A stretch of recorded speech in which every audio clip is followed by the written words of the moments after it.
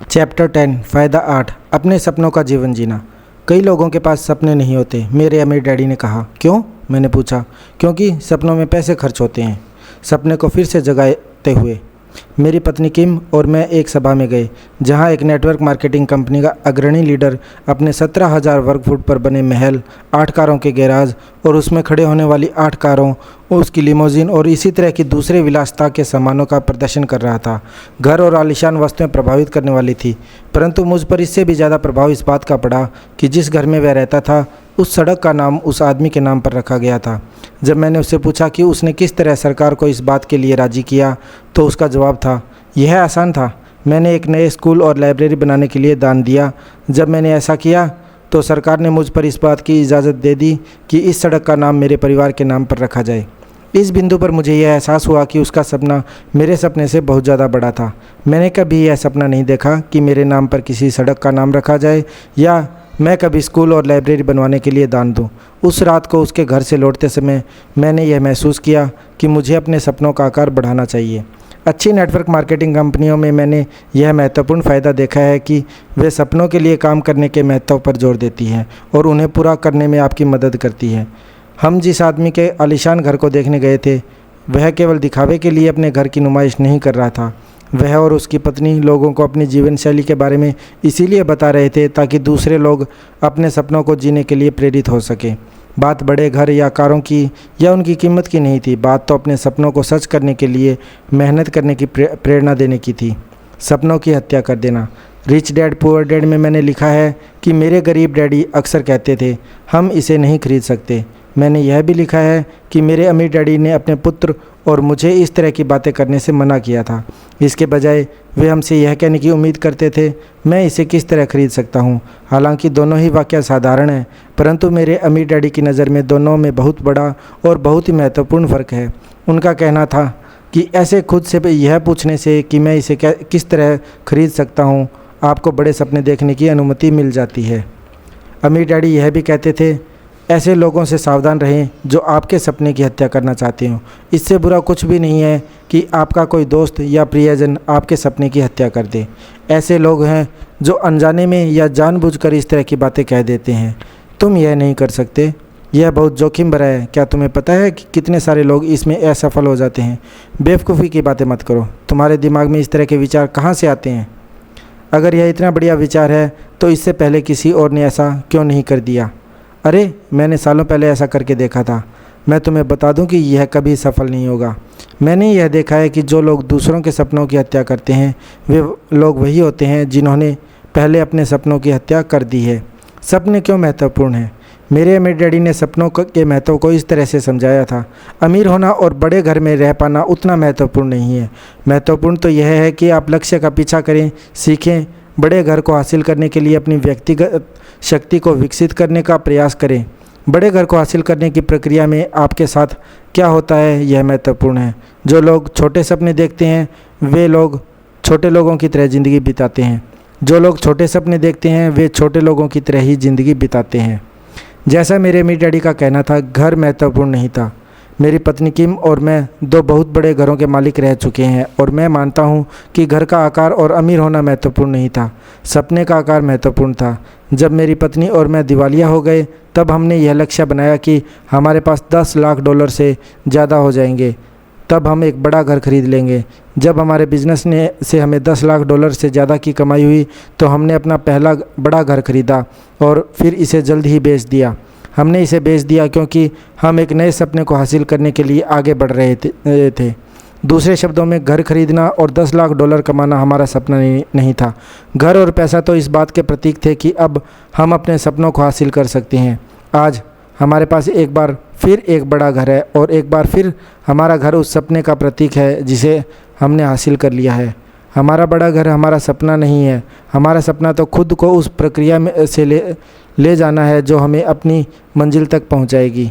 अमीर डैडी इसे इस तरह से कहा करते थे, बड़े लोग बड़े सपने देखते हैं और छोटे लोग छोटे सपने देखते हैं। अगर आप अपनी स्थिति को बदलना चाहते हैं तो आपको अपने सपने का आकार बदलने से शुरुआत करनी होगी। जब मैं कंगाल हुआ और मैं अपनी ज़्यादातर संपत्ति गंवा दी तो मेरे अमीर डैडी ने कहा, इस अस्थायी आर्थिक झटके के कारण अपने सपने का आकार कम मत होने देना। तुम्हारे सपने की झलक ही तुम्हें ज़िंदगी के इस कठिन दौर से बाहर निकाल कर ले जाएगी। उन्होंने यह भी कहा, कंगाली अस्थायी होती है जबकि गरीबी स्थायी होती है। चाहे आप कंगाल हों, पर अमीर बनने के सपने देखने में आपका एक भी पैसा खर्च नहीं होता। कई गरीब लोग सिर्फ इसीलिए गरीब हैं क्योंकि उन्होंने सपने देखना छोड़ दिया है। अलग अलग किस्म के स्वप्नदर्शी। जब मैं हाई स्कूल में था तब मेरे अम्मी डैडी ने मुझे समझाया कि सपने देखने वाले लोग 5 किस्म के होते हैं। स्वप्नदर्शी, जो अतीत के सपने देखते हैं। अम्मी डैडी ने कहा कि कई लोग ऐसे होते हैं जिनकी महानतम उपलब्धियां अतीत में होती हैं। टीवी पर आने वाले सीरियल मैरिड विद चिल्ड्रन का अल बंडी ऐसे व्यक्तियों का एक बढ़िया उदाहरण है जिसके सपने अतीत में छूट गए। जिन लोगों ने यह सीरियल नहीं देखा उन्हें मैं बता दूं कि अल बंडी एक ऐसा आदमी है जो अपने हाई स्कूल के दिनों को याद करता है जब वह एक फुटबॉल स्टार हुआ करता था और उसने एक महत्वपूर्ण खेल में 4 गोल किए थे। यह एक ऐसे आदमी का उदाहरण है जो अपने अतीत के सपने देखता है। अम्मी डैडी कहते थे, जो आदमी अतीत के सपने देखता है वह एक ऐसा व्यक्ति होता है जिसकी ज़िंदगी ख़त्म हो चुकी है। फिर से ज़िंदा होने के लिए उस आदमी को अपने भविष्य का सपना देखना पड़ेगा। ऐसा नहीं है कि केवल भूतपूर्व फुटबॉल खिलाड़ी ही अपने अतीत के सपने देखता है या फिर उन्हीं की ज़िंदगी ख़त्म हो गई है। इस तरह के और भी लोग होते हैं जो जैसे वे लोग अब भी स्कूल में अच्छे नंबर लाने की, अच्छी यूनिवर्सिटी से स्नातक होने की, सेना में रहने की बात याद कर करके खुश होते रहते हैं। दूसरे शब्दों में उनका सर्वश्रेष्ठ समय निकल चुका है। नंबर 2, स्वप्नदर्शी, जो केवल छोटे सपने देखते हैं। अम्मी डैडी ने कहा था, इस तरह के स्वप्नदर्शी केवल छोटे सपने देखते हैं क्योंकि वे विश्वास करना चाहते हैं कि वे उन्हें हासिल कर सकते हैं। समस्या यह है कि हालांकि वे जानते हैं कि वे उन्हें हासिल कर सकते हैं, परंतु दरअसल वे उन्हें कभी हासिल नहीं कर पाते। इस तरह के स्वप्नदर्शी होने का मतलब है, मुझे तब तक समझ में नहीं आया जब तक मैंने एक आदमी से एक दिन यह नहीं पूछा कि अगर आपके पास दुनिया की सारी दौलत हो तो आप कहाँ जाना चाहेंगे। उसका जवाब था, मैं अपनी बहन से मिलने के लिए कैलिफोर्निया जाना चाहूँगा। मैंने उसे 14 साल से नहीं देखा और मेरी उससे मिलने की बहुत इच्छा है, खासकर तब जब उसके बच्चे अभी छोटे हैं। यह यात्रा मेरे लिए एक सपना है। इस पर मैंने कहा, परंतु उसमें तो केवल $500 का खर्च आएगा। आप आज भी ही उस यात्रा पर जा सकते हैं। मैं जाऊंगा, पर आज नहीं, अभी तो मेरे पास वक्त ही नहीं है। उस आदमी से मिलने के बाद मैंने महसूस किया कि इस तरह के स्वप्नदर्शी मेरे अनुमान से कहीं संख्या में होते हैं।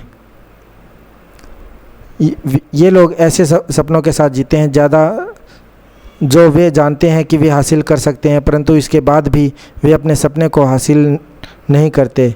बाद में आप इन लोगों को यह कहते हुए सुन सकते हैं, मुझे यह वर्षों पहले कर देना चाहिए था, परंतु मैं यह कभी नहीं कर पाया। मेरे अम्मी डैडी कहा करते थे कि इस तरह के स्वप्नदर्शी प्राय सबसे खतरनाक होते हैं। वे कछुओं की तरह ज़िंदगी बिताते हैं और जरा सी समस्या आने पर अपने आरामदेह खोल में घुस जाते हैं। अगर आप अपने कवच पर प्रहार करके उसमें झांक कर देखें तो वे प्राय अपना मुंह बाहर निकालकर आपको काट लेंगे। यानी इसकी शिक्षा यह है कि आप इस तरह के स्वप्नदर्शी कछुओं को उनकी पसंद के सपने देखने दें। ज़्यादातर लोग वैसे भी कहीं नहीं जा रहे और उन्हें इससे कोई ख़ास परेशानी भी नहीं है। नंबर 3, स्वप्नदर्शी जिन्होंने अपने सपने हासिल कर लिए हैं और नया सपना नहीं बनाया है। मेरे एक दोस्त ने एक बार मुझसे कहा था कि 20 साल पहले मैंने डॉक्टर बनने का सपना देखा था। मैं डॉक्टर बन गया, पर अब मैं ज़िंदगी से बोर हो चुका हूँ। मुझे डॉक्टर बनने में आनंद तो आता है, परंतु कोई चीज़ है जिसकी कमी मुझे खलती है। यह एक ऐसे आदमी का उदाहरण है जिसने सफलतापूर्वक अपने सपने को हासिल कर लिया है और इसके बाद भी वह अपने उसी सपने में जीवन बिता रहा है। बोरियत आमतौर पर इस बात की निशानी होती है कि अब एक नया सपना देखने का वक्त आ गया है। मेरे अम्मी डैडी कहते थे कि कई लोग उन प्रोफेशनों में हैं जिनके वे हाई स्कूल के सपने देखा करते थे। समस्या यह है कि हाई स्कूल से निकले हुए उन्हें कई साल गुजर चुके हैं। अब एक नया सपना देखने और नए रोमांच का वक्त आ गया है। नंबर 4, स्वप्नदर्शी जो बड़े सपने तो देखते हैं परंतु उन्हें हासिल करने की योजना नहीं बनाते, इसीलिए अंत में वे कुछ भी हासिल नहीं कर पाते। मुझे लगता है कि इस तरह के किसी न किसी आदमी को हम सभी जानते होंगे। ये लोग इस तरह की बातें करते हैं। मेरे दिमाग में एक बढ़िया योजना आई है। मैं आपको अपनी नई योजना बताना चाहता हूँ, या इस बारे में मैं चीज़ों को अलग तरह से करूँगा, या अब मैं बदलने जा रहा हूँ, या अब मैं ज़्यादा कड़ी मेहनत करूँगा, अपने बिल चुका दूँगा और निवेश करूँगा, या मैंने अभी भी सुना है कि एक नई कंपनी शहर में आ रही है और उन्हें किसी ऐसे आदमी की ज़रूरत है जिसकी योग्यताएं मेरी तरह हों। यह मेरे लिए बहुत बढ़िया मौका साबित हो सकता है। मेरे अम्मी डैडी कहते थे, बहुत थोड़े लोग अपने दम पर अपने सपनों को हासिल कर पाते हैं। इस तरह के लोग अक्सर बहुत ज़्यादा हासिल करने की कोशिश करते हैं, परंतु वे अपने दम पर ऐसा करने की कोशिश करते हैं। ऐसे लोगों को बड़े सपने तो देखते रहना चाहिए, परंतु एक ऐसी योजना और एक ऐसी टीम बना लेनी चाहिए जो उनके सपनों को सच करने में उनकी मदद कर सके। नंबर 5, स्वप्नदर्शी। जो बड़े सपने देखते हैं उन सपनों को हासिल कर लेते हैं और फिर और बड़े सपने देखने लगते हैं। मैं समझता हूं कि हम में से ज़्यादातर इस तरह के व्यक्ति बनना चाहेंगे। मैं जानता हूं कि मैं तो ऐसा बनना चाहूँगा। जब मैं नेटवर्क मार्केटिंग कंपनियों का अपना सर्वेक्षण कर रहा था तो मेरे साथ एक बढ़िया चीज़ यह हुई कि मैं और बड़े सपने देखने लगा।